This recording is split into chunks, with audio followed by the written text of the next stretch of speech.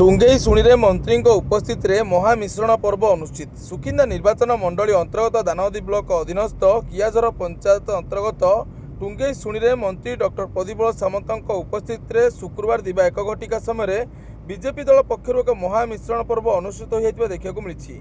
सारुआबिली और कमरदार 120 जन खनि कर्मचारी और श्रमिकों सहित 300 रु ऊर्ध्व अंचलवासी यह महामिश्रण पर्व में सामिल होई मंत्री हाथरू बीजेपी दलीय उत्तरी और टोपी ग्रहण करथिले। एथिसह मंत्री और मोहन सरकार प्रति निशर्त आनुगत्य प्रकाश करथिले।